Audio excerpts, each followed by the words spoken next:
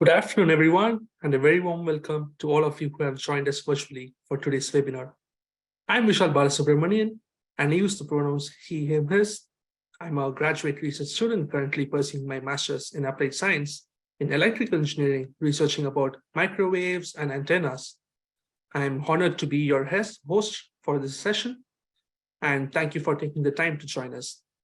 It's inspiring to see such a diverse group of people from different backgrounds and industries assembled here for this webinar on powering a sustainable future. For today's event, we have enabled Zoom live closed captioning to make this event more inclusive for everyone. This feature will allow you to follow along with the speakers more easily, and we hope it will make the event more accessible for all the attendees. It may automatically be showing on your screen. Please look to the bottom of your Zoom window for the live transcript button, where you have the option to turn it on and off according to your preference. If at any point during the webinar you're experiencing any audio or video issues, please reach out via the chat and a staff member will be in touch with you. As I mentioned, I am privileged to learn and carry out research on UBC's Okanagan's campus and respectfully acknowledge that it is situated on the traditional, ancestral, and ceded territory of the Salix Okanagan Nation and its people who have resided here since the time immemorial and will continue to be here for generations to come. Similarly, UBC's Vancouver Point Grey campus is situated on the traditional, ancestral, and ceded territory of the Musqueam people. I would also like to recognize that many places near and far that you are joining us from acknowledge the traditional owners and caretakers of those lands. To learn more about land on which you sit, I recommend going to nativeland.ca. That's native-land.ca. Now, why do we do this? By acknowledging the traditional owners of these lands, we are reminding ourselves that Canada's legacy of colonization continues into the present, and that all of us have the obligation to advance reconciliation and decolonization in this country. On behalf of Alumni UBCO, I would like to extend a warm welcome to all of you who are joining us today. We are honored to have you with us, and we hope that you will find this event super informative, engaging, and enjoyable. I would also like to take a moment to thank you in advance for helping to create a respectful and inclusive environment for your fellow alumni, guests, and the speakers. We would like to extend our gratitude to our presenting partners of Forward, the Campaign for UBC, for making this event possible. Thank you to CBC and the Globe and Mail for their generous support. We would also like to thank our alumni UBC pillar partners, Manulife and TD Insurance and BMO Alumni UBC MasterCard for their unwavering commitment to UBC and their support of Alumni UBC. We appreciate the partnership and support of all our partners. We are incredibly fortunate to have this opportunity to hear from Dr. Jian Liu, and based on the enthusiastic response we have received for this webinar, I know that I'm not the only one who's eagerly anticipating his insights and perspectives. We are honored to have him share his knowledge and experience with us, and we are excited to learn from him. Leading the conversation with Dr. Liu will be Dr. Mary Lynn Young, who I will introduce in a moment. After the one-on-one conversation between Dr. Jian Liu and Dr. Mary Lynn Young, we will be opening the floor to all of you in our audience for a lively Q&A session. We encourage you to take part and share your own questions and thoughts on the topics discussed. Well, to make this easy and convenient for everyone to participate, we will be using Slido, our online audience engagement platform. You should have already received the instruction on how to use Slido in the reminder email for this event. And we hope that many of you have already submitted your questions. But for those who haven't, it's a quick and simple process. Just head over to slido.com and use our event code battery to sign in. Once you're in, you can submit your own questions and even vote up for other questions that you would like to see answered. And it's a really great opportunity to engage with the speakers and get involved in the conversation. We can't actually wait to hear your questions and insights. I'm pretty sure that's how Dr. Jian Liu feels too. I would like to now introduce you to our talented moderator. It is our great pleasure to welcome Dr. Mary Lynn Young to today's webinar. Dr. Young is a distinguished full professor at the UBC School of Journalism, Writing and Media, and is also a co-founder and a board member of the Conversation Canada, a leading nonprofit journalism organization that has made a tremendous impact across the country. With her extensive experience in the field, Dr. Yang is a true authority on a wide range of topics related to journalism, including gender and media, newsroom sociology, data and computational journalism, and representations of crime. She has worked as journalist in various roles with major daily news organizations throughout North America. So today we are really privileged to have Dr. Yang lead the conversation with our distinguished guest, Dr. Jian Liu. So without any further ado, we would like to welcome Dr. Mary Lynn Yang to the stage. Mary, the screen is yours. Well, Vishal, thank you very much for your kind introduction. I really appreciate it. Like Vishal, I'm happy to be part of this virtual program and looking forward to the conversation ahead. Dr. Jian Liu gave an inspiring talk at September's launch of Forward, the campaign for UBC. And we now have the opportunity to dig a bit deeper into his research and his thoughtful and impactful work through UBC's Battery Research Center. Let's go ahead and have him join me on screen as I introduce him.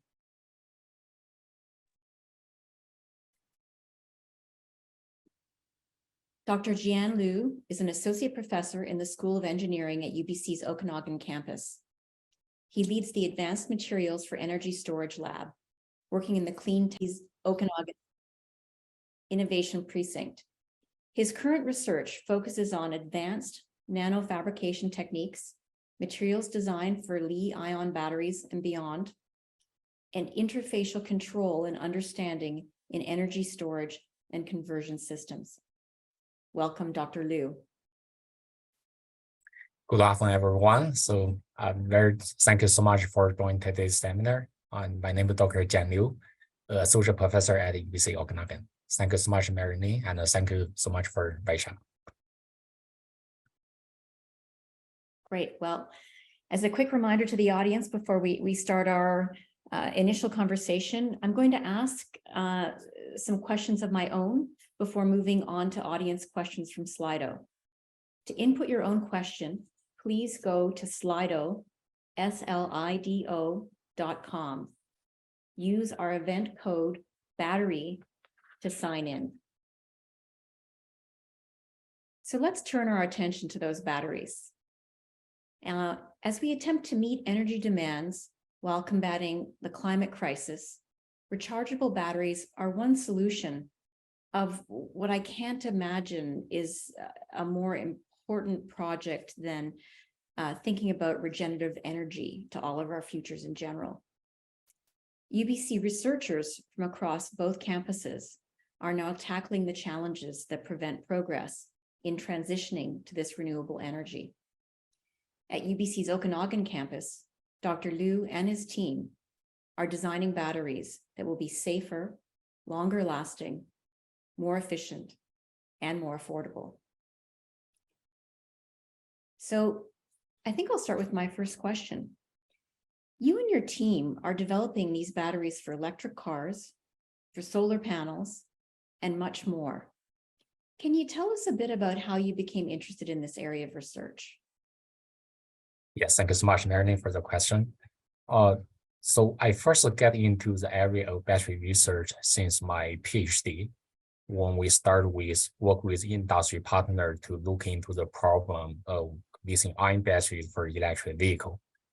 After that, there's this growing demand from the global markets for electrification, not only transportation, but also solar panel for houses and also electric flights. And gradually, I realized energy storage is such an important component for bridging energy generation from renewable energy like solar and wind for electricity utilization in transportation and also in residence house. Just because the nature of those renewable energy, we have to store that electricity into a media and then use that media to regenerate electricity for different application. So myself is a material scientist, and also material play a very important role in further improving the energy density, safety, and also cost of the current batteries. So I am very passionate about the battery research. Well, thank you for that. So as consumers, we pay attention to the rising price of a number of things, food, gas, and we don't necessarily think about lithium, which powers batteries in everything from smart watches to laptops to electric cars. And yet it's so expensive. Your team, as you just mentioned in your response, in terms of trying to make things less expensive, your team has identified some materials that can make batteries, more cost effective for consumers. Can you tell us a bit about that and maybe how the research is going? Sure, of course. So the approach we're taking to reduce the cost at the same time improve the energy density of battery is by developing new materials. So in current lithium-ion battery used in our cell phone or electric vehicle, is based on graphite anodes and mostly lithium cobalt oxide cathodes. As we know, one of the high price for current lithium-ion battery just because of those expensive elements like cobalt. So in our research, instead of using metal oxides or lithium cobalt oxides, we turn to a sulfur-based cathode chemistry. In that case, sulfur is extremely low cost compared to most transition metal oxides, and is locally available in British Columbia and also in Canada. So by switching from lithium cobalt oxides to lower cost of sulfur, we do hope we can reduce the material cost for making the battery. The second approach we are taking is by innovating the battery manufacturing process. For example, the current lithium-ion battery is based on organic liquid electrolytes, which are air sensitive. We have higher requirements in terms of manufacturing. So we are switching from liquid-based battery to solid-state battery.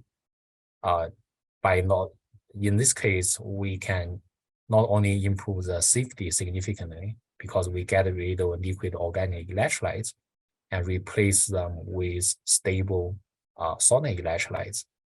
And this also allows us to redesign the manufacturing process to reduce the manufacturing costs. So those are the two approaches we are taking by innovating materials or manufacturing process to reduce the cost, at the same time improve the energy density of next generation batteries. Oh, that's exciting.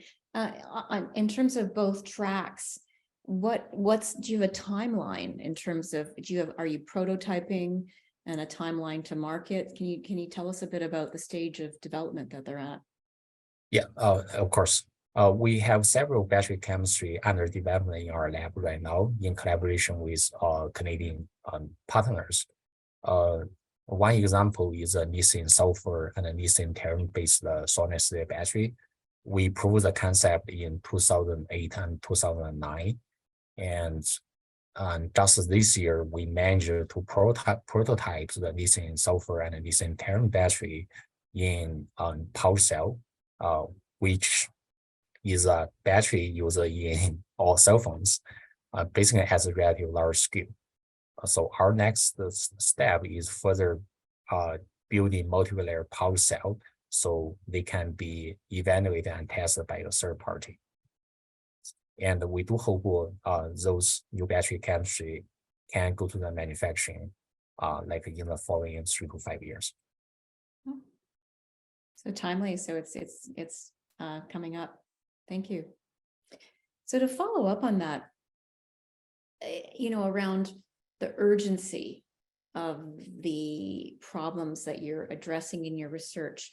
So right now, less than 5% of all batteries are recycled globally, which, more than I, results in toxic chemicals ending up in landfills, scarcity of the kind of requisite elements such as lithium, cobalt, and nickel never being recovered. So how is your team? Because I can see from reading your research and looking at the news coverage already, I mean, you're really trying to build a sophisticated systems intervention by affecting supply chains, government. So how are you managing to bring together industry and government, as well as creating the technology to find these solutions? Yes, thank you for the question. So for new battery technology developments, our experience so far is we have to take multiple angles to decide it on the technology we want to develop. One is definitely from the technology angle, whether the chemistry or the technology makes sense in terms of performance, cost, and also safety. Another angle is we look at the raw material supply in Canada and also in North America. Because by switching the raw material supply locally, we can reduce that cost in terms of transportation and also recycling. And lastly is we also look at the social economic perspective. If we can develop this battery technology in Canada, can we actually manufacture and also eventually recycle those batteries locally?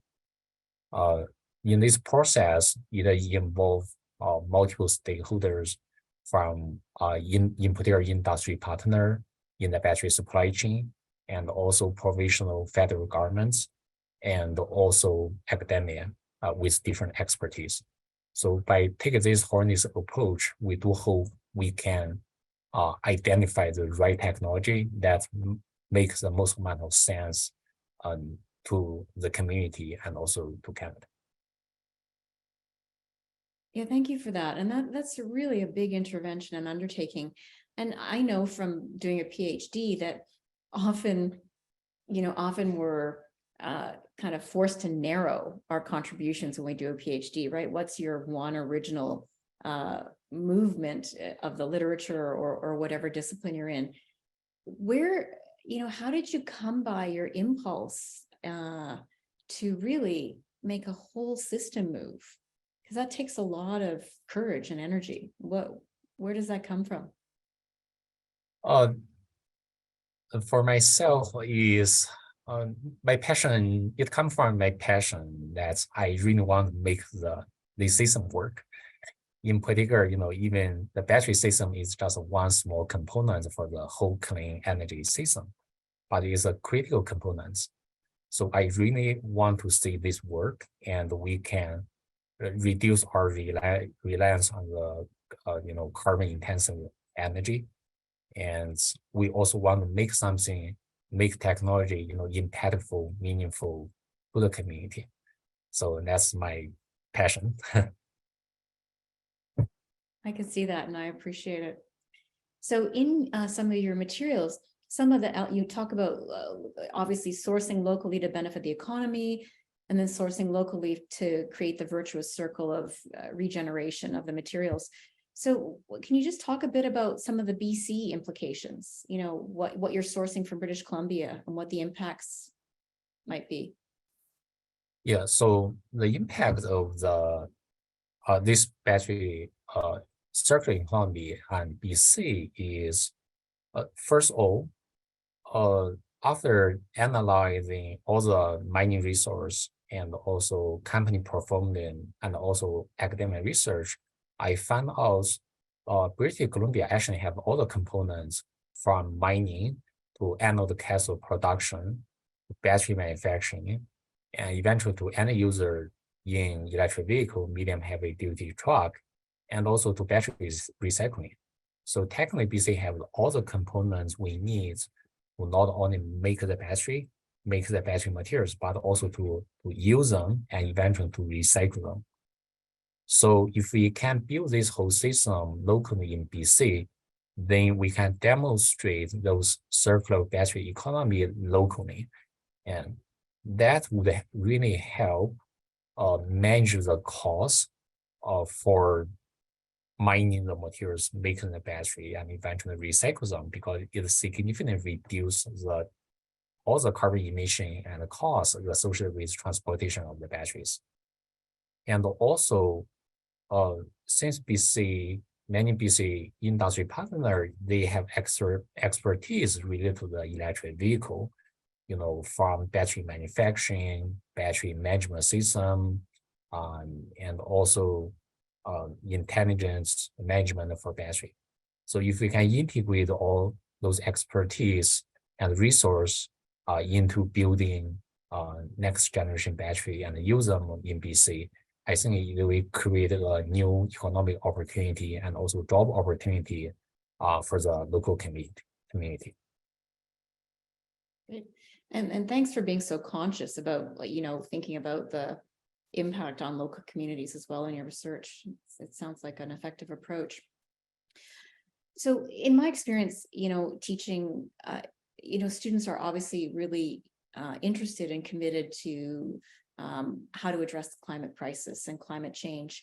And so I'm interested and I'm curious about how you're integrating students and what their contributions are in your advanced materials for energy storage lab. And can you tell us a bit about their work? Yeah, of course. So first of all, I want to thank all my students and the postdoc fellow for making significant contribution to the growing research program at UBC. So they play a very important role in carrying out the research tasks in different battery developments. In general, our student and the postdoc fellow, they take over of those challenging questions, no matter from me or from our industry partner, they tend to develop a solution to those different challenges. They work on a daily basis in the lab just to prove the concepts. So that's one. Secondly, our students are also actively engaging with our industry partner to understand the need from the industry perspective and also the business perspective, so they can go back and refine their technology developments so it makes sense in terms of the business. So students are playing a very, very important role. Without them, I don't think I can do the job. Once again, I want to thank all of them, and also I would appreciate everyone's support for those students. Yeah. Great. Well, thank you. And students, yes, they're why we're all here to a large degree. So one self-interested question before I transition to the Slido questions, which are coming in and look fabulous. So self-interested, my partner has an electric vehicle and I'm looking at getting solar panels. So do you have any tips for people, any consumer tips on what questions to think about in terms of, both finding products that recycling is a possibility now or thinking long-term? Yeah, well, one tip is you want to pair the capacity of your battery with your solar panel. So, you have sufficient storage capacity for the electricity from your solar panel. Secondly is you want to consider the operation of the battery at a relatively lower temperature, because in Canada we have this very cold weather in the winter, so you don't want your battery performance compromised in the winter time. Yeah, so that's two tips I might have for everyone. Great. Well, thank you. So on that note, I'm going to go to Slido and start to dig into the questions from our virtual audience. So as a reminder to all of you on the webinar, please ask your own questions at Slido, slido.com, using the event code battery. I'm going to take the two top ranked questions first, and then, go down the list and see what comes up. So the first question that's risen to the top of Slido is, when you use recycled materials in batteries, what percentage of the battery is actually made from recycled materials?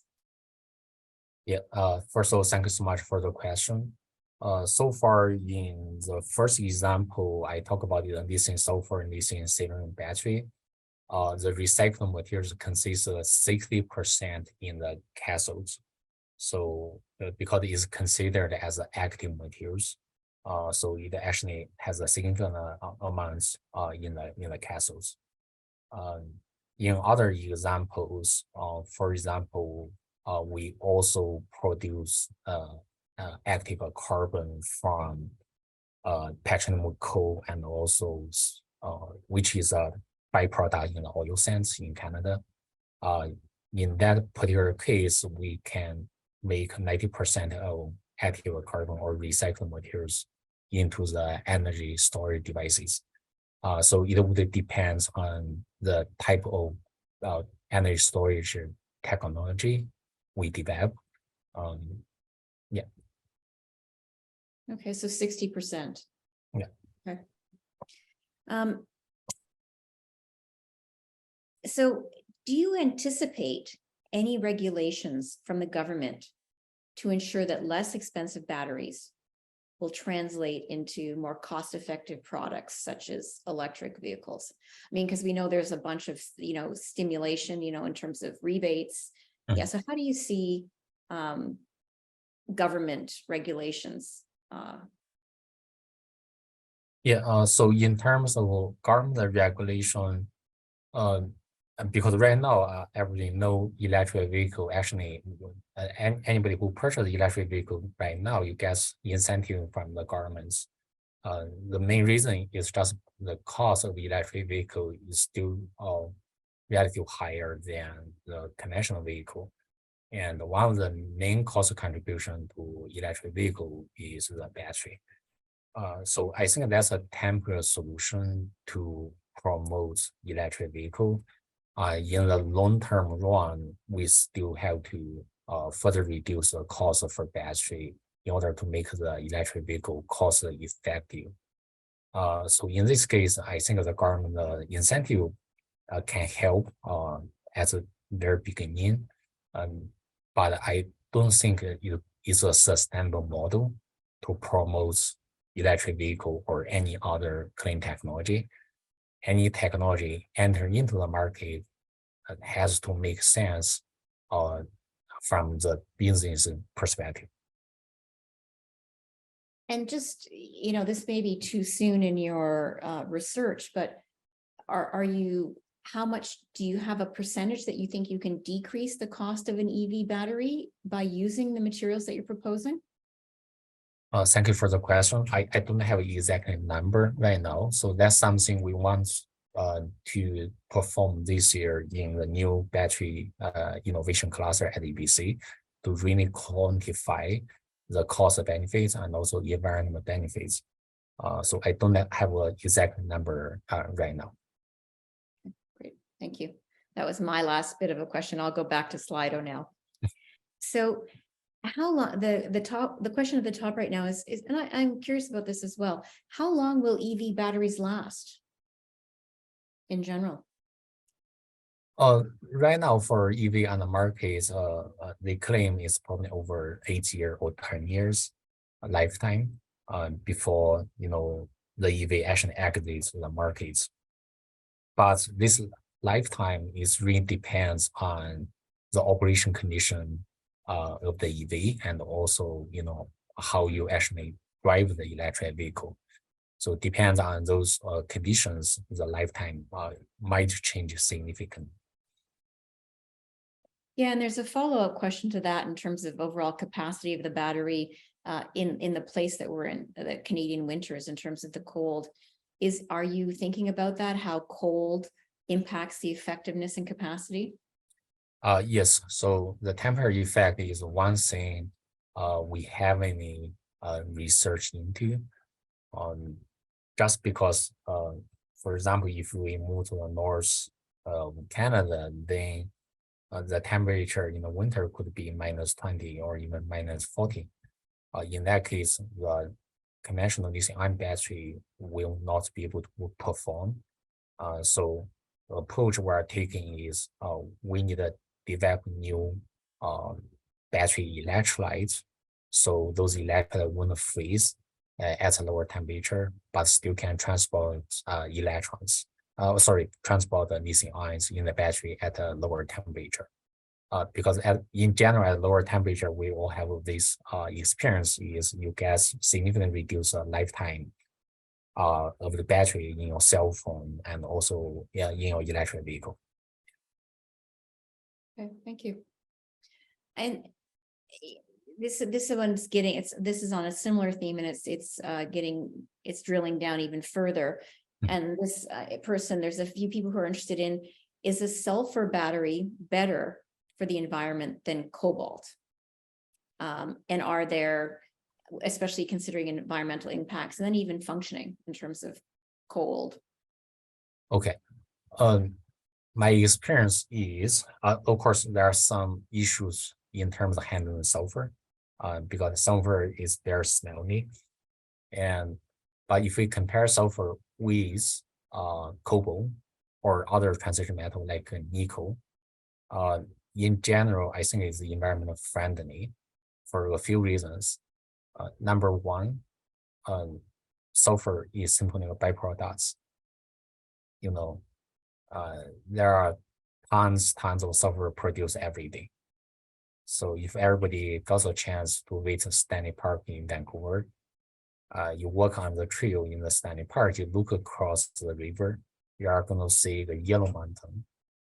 So that's probably 300 tons sulfur sitting over there every day. Basically, there's not very high value applications.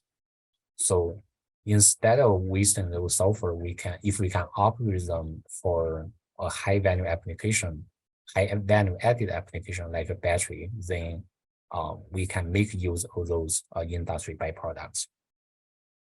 So from the mining perspective, I think it makes a lot of sense because we don't have to purposely mine or produce sulfur.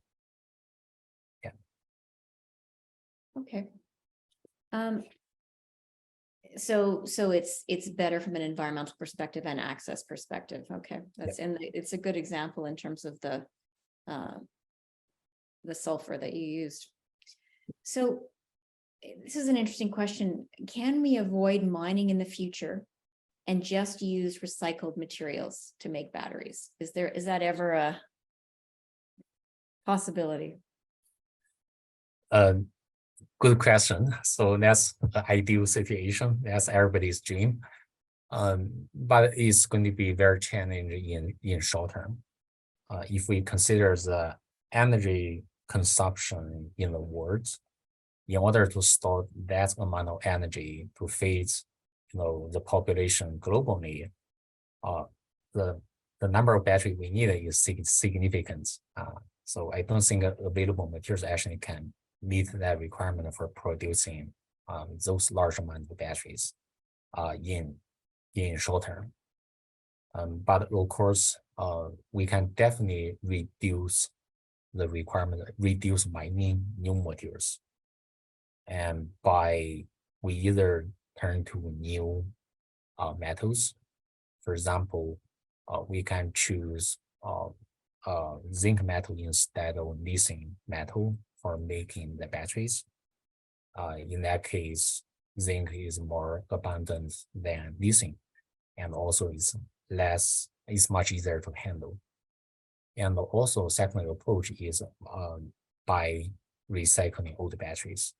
And at this point, I want to encourage everyone to recycle your old cell phone, old laptop, and also batteries from your electric bike when it reaches end of life. So those batteries can be recycled, and those critical metals can be reused to make further future batteries. Yeah, that's a really good plug for everyone to recycle what they have already. Thank you. So there's a question, and there's a lot of interest in, compared to lithium batteries, what's the expected round trip efficiency of the proposed sulfur batteries? Thank you for the question. The round trip efficiency, usually we call it the Coulomb efficiency in battery, or we just call it the CE. For commercial lithium-ion battery, the Coulomb efficiency offers the first few cycles it's over 99.9 or even 8. in sulfur battery is a little bit lower than that. We can reach about 99.5%. Average cooling efficiency 99.5% for each cycle. Yeah. Okay, thank you.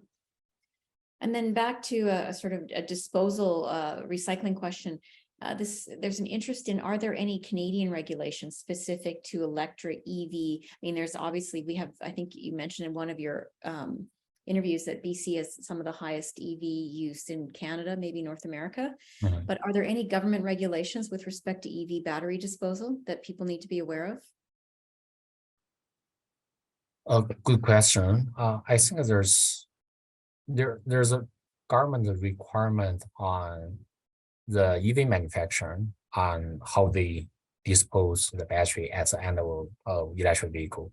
But of course, those regulations are very preliminary, in my opinion, because this is actually a new area for the governments as well. So it also requires further, research and also discussion, how we actually regulate the battery disposal, and in particular, how can we do that? Yeah, no, that is a good question. And I mean, so already is there a missed opportunity in streamlining and having more clarity with respect to current EV disposal? Like, is that part of the virtuous system that you're thinking about as well? Yeah, exactly. Okay. And there's a number of people who want to thank you already, Dr. Liu, for your interest and passion about the topic. So I just wanted to put that note in that came up on Slido. Yes, thank you so much. Okay. There's curiosity about some of the new materials that you're proposing. Are they going to charge differently? Is there an impact on the experience? Yeah, so in terms of user experience for the different battery, it's really dependent on the particular application. So if you are still using cell phone or you're going to drive electric vehicle, it's very likely you are still going to stick to the lithium-ion chemistry in a short period of time. For the next generation solid-state battery, the hope is they can actually perform better. For example, they can charge or discharge quicker, so you don't have to wait 30 minutes or 1 hour or for your battery to be fully charged. So the goal is we want to improve that user experience by optimizing the battery chemistry. But for other application, for example, if you are considering, purchase a new battery system in your house, so you can pair it with the solar panels, then in that case, the chemistry we are developing right now is called the zinc-ion battery, aqueous zinc-ion battery. The goal is we want to reduce the upfront cost for the consumer. So you don't have to spend like 10 or even 20,000 just on the battery pack. 2 is we want remove the safety problem in current lithium-ion battery, because we all often hear the news that electric vehicle catch on fire, and sometimes we even see the battery swelling in our laptop. So we don't want that to happen in our house. So the aqueous system, aqueous zinc-ion battery system advantage is based on aqueous electrolytes. Basically, even your battery exposed to the air, it's not going to catch fire because the electrolyte basically is based on water, so they are quite stable. So basically, that's one of the consideration we take into for design or developing new battery. Okay, and it's helpful that you're obviously thinking about all of the conditions around. So then what would be the ideal situation for a rollout of any of your technologies? Like, as you think about the entire system, perfection isn't possible, but what's your ideal scenario? Yeah, the ideal scenario for me is if one or multiple of the battery chemistry or technology we develop in our lab can be transferred and also manufactured by industry partner so they can be used for different application, no matter it's electric vehicle or stationary application. So that's the long run, in my opinion, because it takes a lot of expertise, to understand whether a particular battery technology will work in the real world. But that's my dream. If one my technology, can be produced massively and used by many people, that's excellent. Thank you. And what about your dream from a policy perspective? What's your, so you've got these industry partners producing your innovations. What would happen at a policy level? At the policy level, I would say I think it would be great if you can create a policy that actually encourage the battery material mining or battery development and manufacturing in Canada. So I feel like we need more guidance on how to actually handle those situations. And also, it would be great if we can also have new policy, to encourage this, collaboration between industry, the mine industry itself, and also between industry with academia. Because often what we find is there's a gap between industry application and academia. So it would be great if you can create some platform and also policy, to really bridge that gap, so we can accelerate the technology development and also application.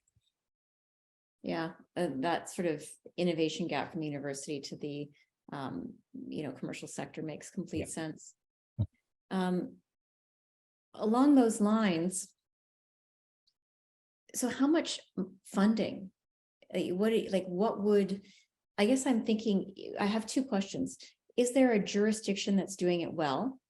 That's a comparative, that's basically creating the right incentives for scholars in industry and making use of this? And then two, how much, do you have a number in terms of how much it's going to cost to get to market?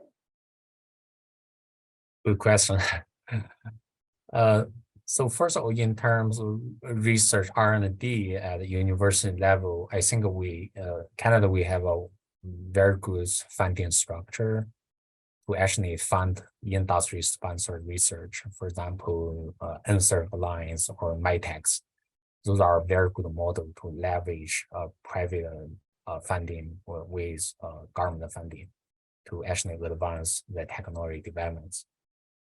In terms of really manufacturing battery, my understanding is setting up those manufacturing facility, it can easily cost 50 or even 100 million just for a small manufacturing capacity.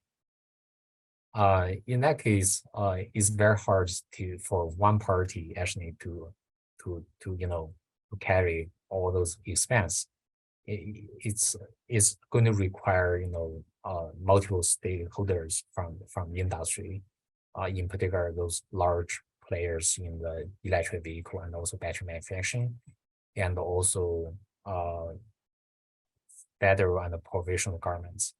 Recently, we do see a few examples in Canada of setting up those large manufacturing facility. That's a model I think it has been proven that works really well. Great, thank you. Someone is asking about, I'm going to shift topics here slightly. Someone is asking that Kelowna is expected to have a hydrogen fueling station soon. And they're wondering what you see as the future of the fuel cell EV as compared to battery EVs. Thank you so much for the question. First of all, there already one hydrogen refueling station on the Highway 97 in Kelowna. Okay, This is a very good question. It basically is a role of different technology, not only battery, not only fuel cell, but also, for example, natural gas, right? My understanding is the technology are not competing with each other. Okay. Each technology have their own advantage and disadvantage. So they actually play a unique role in this whole clean energy system. So for example, one good example is a recent train powered by hybrid battery and fuel cell in Germany. So when the train actually wants to accelerate, then that's the time the battery will do the job. But when you want to maintain the speed of the train, then that's the time fuel cell can do better job. So technology are really complementary to each other for different application. I don't think there's a competition, among them. It's more like, they have to work with each other to find, to meet the end user requirements. And that's a novel approach, because usually in journalism, you see this competing sort of, race to get one over the other. But I really like that example that there's a complementarity and that it's the right fit for the right job, basically. Exactly. What job needs to be done. Exactly. Yeah, that's useful. So is obviously then there is sort of there are rules that different jurisdictions play. Is BC unique in terms of its kind of resourcing and systems capacity for recycling compared to other? Is there a competitive advantage basically to British Columbia right now in this space? In my opinion, yes. Just give you one, maybe two examples. So the first company that's commercialized lithium metal battery is located in Vancouver. Ever in the human history, the first company that commercialized lithium metal battery is located in Vancouver, and the company is still in Vancouver. Two is regarding to recycling. In BC, we have probably the largest battery recycling company that has been running the business over the past 15, 20 years. Well, in other province or in other country, many recycling company is just as early stage. So they are still trying to, scale up the recycling and build a business model. But the one in Trail, they have been in operation over many years. And I know they recycle many EV batteries around the world. So from that perspective, I do see there are some huge advantage for British Columbia. And we also have many very good examples in the end users. For example, medium heavy duty vehicle. There's one assembly line located in Kelowna. Actually, it's just beside our lab. Yeah. Yeah, so early entrance, knowledge in the system. So it sounds like there are some real benefits to being in this place at this time. Yeah. Thank you. And so I'm curious, what's the most common question if we haven't asked it, or is there a common question that you get asked in this space that you think is important to share with the audience right now? A common question regarding to what? Regarding your research area and regenerative technologies. Oh, okay, that's actually a good question. I think the question that has been asked most is mainly about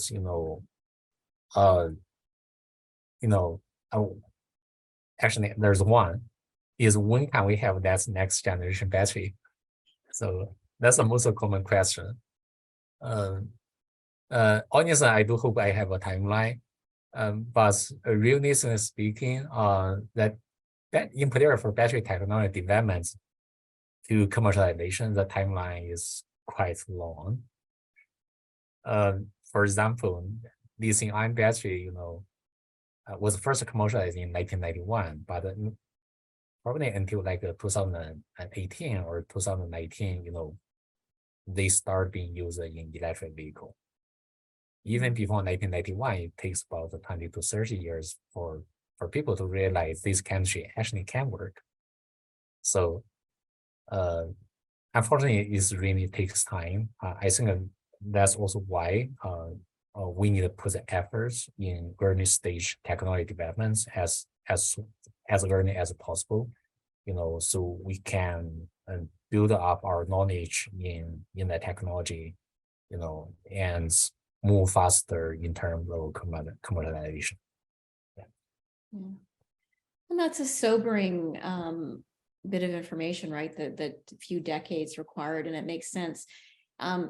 In terms of the possibility of fast tracking, I mean, you see it with COVID. Scientists globally were able to fast track vaccines. Do you have global partners that you're working with in this space? And do you see some synergies or shared momentum? Yeah, of course. I met with many academia and also industry partners over the past years, not only from BC, not only from Canada, but also from other countries as well. I do see, or I'm very happy to see that everybody realize this is important and we need to do it. But in order to really build those battery manufacturing capacity, it really costs expertise and also capital investments. So I don't think that nobody can do it on alone. It really require coordinate efforts for technology development and also commercialization. At this moment, most communication or discussion, collaboration happened on an individual level. So usually just one academic partner, one industry partner. I do hope we can work collectively. For example, why not we include all the partner from the battery supply chain and also work with academia with expertise in technology, social, economic, and the environment. So so we can really look into the design, development, and manufacturing battery closely. In that case, I think it would move much faster than what we're doing right now. Yeah, that makes complete sense. And having someone convene or support those conversations. Thank you for that. As we're unfortunately running out of time on this important and fascinating conversation, I'm going to ask one final question from Slido. And it's really about, are you doing, I don't know if you have more time, but are you doing any other clean energy research in any other areas, or is this? Thank you for the question. I do. I look at all the aspects of clean energy, energy storage and conversion. So storage is just one perspective of my research. We also look into the energy conversion. One example or one idea we have started this year is the electrochemical CO2 reduction. How do we actually remove that CO2 and convert into useful fuels? And the key is still to design a very good catalyst that can promote that electrochemical conversion from CO2 to fuels. So that's one area we have started work on this year. Yeah. Great. Well, thank you. And before I close the program, I'd like to give you a chance to provide a final thought for our audience, Jian, about what you want them to think about first and foremost as the program closes. Yeah, of course. First of all, I would like to thank everyone for attending today's seminar. And the fact that you are here to listen and to actually communicate with us, that tell me this clean energy transition is important to you and to all of us. And also secondly, regarding to battery, I would encourage everyone. There's one thing we can do is just recycle the battery from your old cell phone and laptop and also electric bike, so we can reuse those critical metals. And lastly, from the energy consumption perspective, I also would encourage everyone, there are many ways we can reduce our energy consumption, right? Simply starting by turn off the lights after you leave the office, or reduce the amount of water we use ever possible, because energy consume time and will consume energy to produce. If we can reduce our energy consumption by all means, then that's immediately remove many of the problems that in the downstream from energy generation to energy storage, eventually to the recycling. We have to recycle all those devices. So I think eventually is we have to find a new way, or to change the way we live, in order to reduce our impacts on this planet and also on the community. Yeah, thank you. Well, thank you, Dr. Liu, for giving us your time today and for sharing your really important and impactful research. I was particularly impressed with the systems transformation that you're advocating, from a research level to a policy level to an industry partner level. And that's really, these are the big ideas that are needed, as you say today, to address the impact that we're having. And also the fact that the individual, that we can all make a difference in terms of our own, both, as you're saying, energy consumption, to be conscious about it, as well as recycling batteries that we are currently using. So you're now welcome to turn off your camera while I make some brief closing remarks. Thank you to our audience, UBC alumni and friends, for joining us on this important discussion. For those of you who would like to revisit the conversation or to share it with friends and family, the video from this program will be available in the next week at the URL showing on the screen. As mentioned earlier, with the help of Dr. Liu, UBC launched the biggest fundraising and alumni engagement campaign in its history, Forward, the Campaign for UBC. With the support of alumni and donors like you, UBC will help to solve some of the world's most pressing problems while helping to address the immediate affordability needs of UBC students.